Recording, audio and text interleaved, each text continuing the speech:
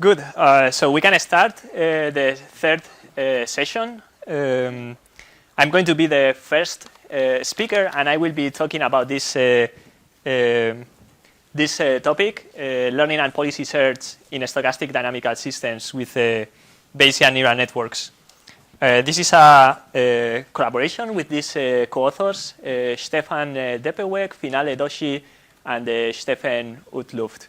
The main contributor in this work is Stefan, who is a PhD student at Technical University of Munich, and his PhD is currently funded by Siemens Research. So this is a collaboration with Siemens Research.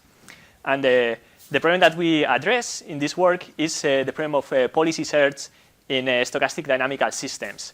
Systems such as industrial systems, such as gas turbines, such as this one. Our goal is going to be finding a policy that will allow us to control these systems to achieve some optimal performance. This type of industrial systems, they can be represented as dynamical systems. We have at each time some state vector that represents the state of the system, and we can apply a particular action to the system. This action is going to make the system evolve to a new state vector at the next time point. And we could apply another action at that time step to control the system. And for each state value, we are going to have associated a cost. There is a cost function, and ideally we would like to learn a policy. The policy is going to give us some collection of actions that are going to produce on average low values of the cost function. And one characteristic of these industrial systems is that these transitions between states are going to be stochastic. There is going to be some intrinsic noise in the system, and in general, for a particular value of the action and a particular state value, we will have a distribution over possible next states. The problem that we address here is, given some batch of data, how we can find some parameterized policy that will produce on average low rewards, low cost values. So what we are going to be given some batch of data. This is data in the form of state transitions that contain the current state of the system, the action that we applied, and the next state that we measured. And this data is going to be obtained, for example, from an already running system. That's all what we are going to have available. These are expensive systems, and in general, we won't be exploring. We won't be collecting additional data because of for safety reasons.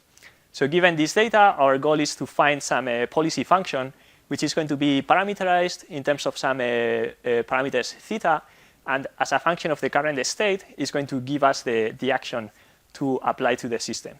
And ideally, we would like our policy to produce on average low values of the cost of the following cost function. For different initial states, we can think of the evolution of the system for a horizon of time t, and we would like a policy that on average across different trajectories of the system is going to produce low cost values. And the approach that we are going to follow to optimize, for example, the weights of our policy is going to first learn a model that for the transition dynamics in the system, this is going to be a probability distribution that tells us the next state, the probability of the next state as a function of the current state and the action that we apply. Once we have this model for the transition dynamics, we can connect it with our policy function and perform rollouts, simulations of state trajectories using our policy function.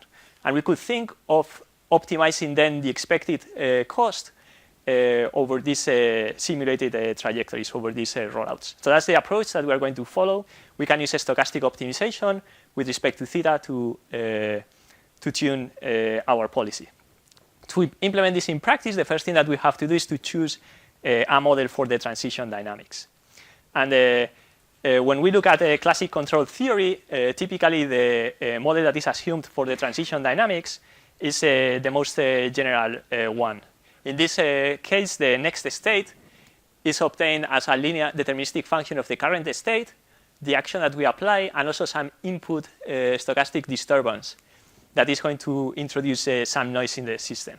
And the deterministic function f can, in this case, transform the input randomness in complicated ways to produce a very flexible distribution for the next state values. So this is the model that is most often assumed in theory, but in practice most works, when they have to adjust a model for the transition dynamics from data, they assume additive Gaussian noise. They assume that the next state is just a deterministic function of the current state and the action plus some Gaussian noise. This function f is parameterized by some weights w. This Gaussian assumption is very good for inference. It simplifies the learning of the function f from data, but it's also limiting in terms of the flexibility of the stochastic patterns that you can capture. So in this work, we avoid eliminating these input disturbances. We still keep them in our function f. We also have the additive Gaussian noise to simplify inference, but we also keep the input disturbances. And by doing that, we have very flexible models for stochastic transitions. So that's what the model that we are going to be assuming. And this model is going to give us very flexible descriptions of stochastic patterns. This is very important for learning optimal policies. And I'm going to illustrate that with this example, which I borrowed from Bert Kappen, who was visiting Cambridge a few weeks ago. This example shows that noise can have a significant effect in the optimal control. And by having better models for the noise in the system, we will be able to learn better policies. This example is called the drunken spider. And in this example, there is this spider who wants to get home. And there are two possible trajectories to follow. It can go this way, crossing the bridge, which is the shortest path, or it can go around the lake, which is a longer distance and has a larger cost. In the absence of noise, the optimal control in this case involves going through the bridge. However, the spider may be drunk. If the spider has had a few pints, then it's drunk, and going through the bridge could be dangerous. The spider could fall on the water, and that would have a very large penalty. So when there is noise, the spider, instead, the optimal control would involve the spider walking around the lake. This simple example illustrates that the presence of noise can significantly affect control. And by having better models for the stochasticity in the system, we will be able to find better policies. In industrial systems, noise doesn't arise because of this presence of alcohol. It arises because of partial observability. There are some elements that in the system that we cannot observe and that are going to have some effect in the values for the next states. In our model, we capture this by using these stochastic disturbances, which will account for these unobserved factors that affect the dynamics in complex ways.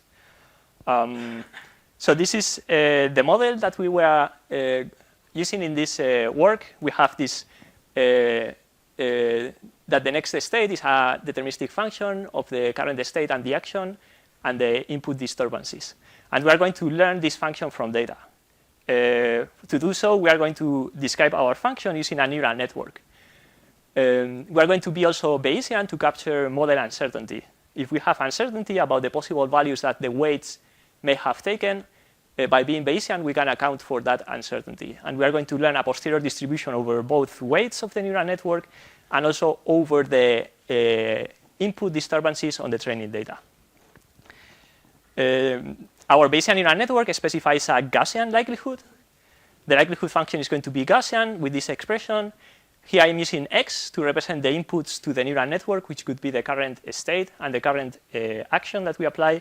And the outputs could be y, which in this case it would be the next state.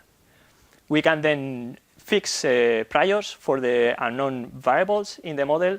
This would be the weights of the neural network. We can assume standard Gaussian priors, and also we can assume standard Gaussian priors for the input disturbances in the training data. We can multiply priors and likelihood function to obtain a posterior distribution over weights and the input disturbances that represents our uncertainty once we have seen the data about the unknown quantities in the model. To make predictions for the next state value, given some particular values of the current state and the action, we can just integrate the predictions of our model with respect to the parameters w. So we have here a posterior distribution over w, and then also we have to integrate over the input disturbances set. So that's how we can make predictions in this flexible model for stochastic patterns. However, this is challenging because this posterior distribution is going to be complicated, and we won't be able to solve this integral exactly. So what we propose here is to use approximations. We can approximate the complicated posterior with a tractable distribution, for example, a Gaussian distribution from which we can easily sample from. We can then approximate this integral by just an empirical average over samples of both W and also the stochastic input disturbances. So that's what we are going to do. We are approximating our complicated posterior with a factorized Gaussian distribution. And then we have to tune the means and the variances in this Gaussian distribution so that it is close to the true posterior. We do that by minimizing alpha divergences between the approximation Q and the true, between the true posterior P and our approximation Q. The alpha divergence can be understood as a distance between distributions, although it is not exactly a distance. And this figure illustrates its behavior. I borrowed this from one paper by Tom Minka. And here it shows that for large values of alpha, which is a parameter in the divergence, large and negative values of alpha, we fit a local mode in the posterior distribution. For large positive values of alpha, we try to cover the whole posterior distribution P with our approximation Q. And for individual values of alpha, we can smoothly interpolate between these solutions. In particular, for alpha equal to 0, we obtain the method variational base. And for alpha equal to 1, when we minimize locally this divergence, we have the method expectation propagation. And in this work, we are going to focus on these two values, alpha equal to 0, 1, and 0.5, which in previous studies, we saw that this produces, in general, better probabilistic predictions. So that's how we do approximate inference, minimizing alpha divergences.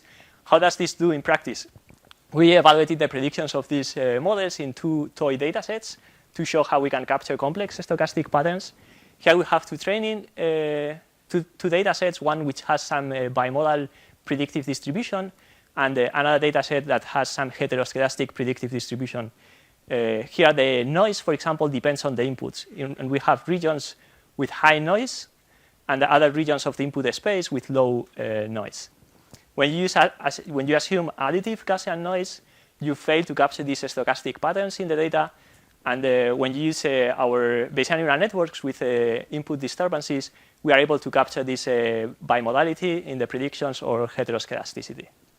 So this is great. We can capture these stochastic patterns, even though we didn't have to manually incorporate these assumptions into our model. In our model, we never specified that the distribution is going to be bimodal or heteroskedastic. So how this is good for making predictions. How does it do for learning policies? We evaluated the performance of our models for learning policies in a simple benchmark problem, which is called the wetchicken problem. In this problem, there is a canoeist that is paddling in a river. And there is some drift that drives the canoeist towards a waterfall. The drift is larger on the right-hand side of the river and smaller on the left-hand side of the river. And besides this drift, there are also turbulences, shown here as these curves. And the turbulences are going to push the canoeist around in random directions. The turbulences are higher on the left and smaller on the right. The reward that the canoeist obtains is higher the closer he is to the waterfall. So ideally, the canoeist wants to be closer to the waterfall, but there is the risk that the canoeist may fall through the waterfall. And in that case, the canoeist starts again at the beginning of the river. And because he's far from the waterfall, he obtains a low reward. So the canoeist wants to be as close as possible to the waterfall, but not as close so that he would fall. So that's why this resembles the game Chicken, and that's why this benchmark is called the wetchicken problem. So we generated some data from this case and fitted our predictive models to that data, and we learned some policies. And we show that with our approach, our Bayesian neural networks and minimizing alpha divergences, with alpha equal to 0.5, we find some solution that is very close to the optimal one, where the canoeist stands at this position. When we use models that assume additive Gaussian noise, such as the Gaussian process model, the policy doesn't perform well in this case. And if we use other approximate inference techniques, such as variational based, in this case, the policy learns are less accurate as the ones obtained with alpha equal to 0.5. In this case, the Gaussian process model doesn't perform well because this benchmark presents both heteroskedasticity and bimodality, and our model can capture this automatically. So this is good. How do we do in industrial systems? This represents results with a simulator of an industrial system. And here we show different rollouts of, according to the predictions of our models. We fix a set of actions, and we look at the trajectories of the system for those fixed set of actions. And we look at the ground truth, is the trajectory of the system shown in red. And in blue, we show the results of the rollouts of our methods. And we see that, for example, using our Bayesian neural networks, we see that our rollouts present these bimodality patterns that are observed with variational base and with alpha equal to 0.5, although alpha equal to 0.5 produces better fits to the ground truth data and also tighter confidence bands. And if we compare with a neural network that just assumes additive Gaussian noise, this model fails to make accurate predictions for the evolution of the system. When we look at the predictive log likelihood in benchmark problems, we see that our Bayesian neural networks have a better predictive log likelihood than Gaussian process models and normal neural networks with additive Gaussian noise, and minimizing alpha divergences with alpha equal to 0.5 does better in practice. These improvements in predictive performance are also translated into gains when we learn policies. We see that the average reward obtained by our policies is in general, on average, higher than with other techniques. So just to conclude, some summary of this work. We have presented here very flexible models for stochastic dynamics, and we have shown that capturing these complex stochastic patterns is important for policy learning. Our models are flexible and scalable. By using Bayesian neural networks with these stochastic input disturbances, we have flexibility and scalability. We can also do accurate approximate inference by minimizing these alpha divergences with alpha equal to 0.5. And we have obtained the state-of-the-art policies in industrial problems by optimizing across rollouts generated by our models. So that's all. Thanks a lot, and I will be happy to answer any questions.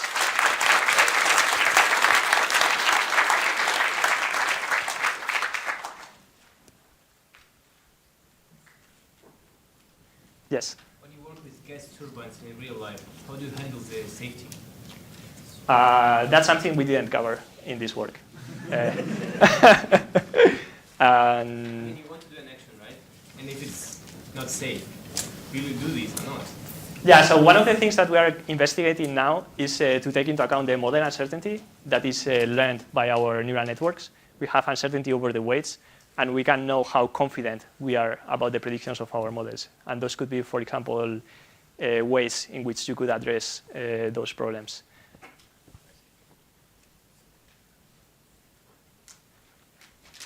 Yes. Would there be a straightforward way to translate this model into a setting with discrete actions?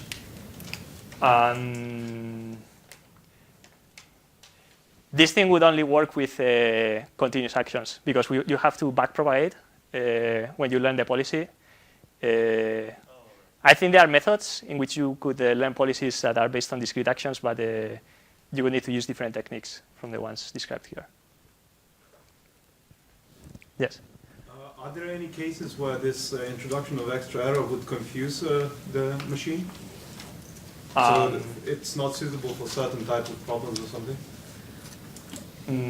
I don't know why, because you could always learn to ignore those, like the input disturbances. It's true that if you don't have enough data, those things, because they are noise that is fed as input to your model, it's probably going to make learning more difficult.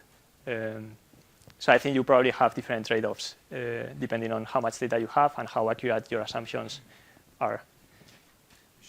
Quite convincing gains with the alpha divergence equal to alpha 0.5. But given that you use neural networks and you can scale the capacity of these networks, it's kind of surprising that the VB solution is comparatively bad. Do you have any intuition why that's the case?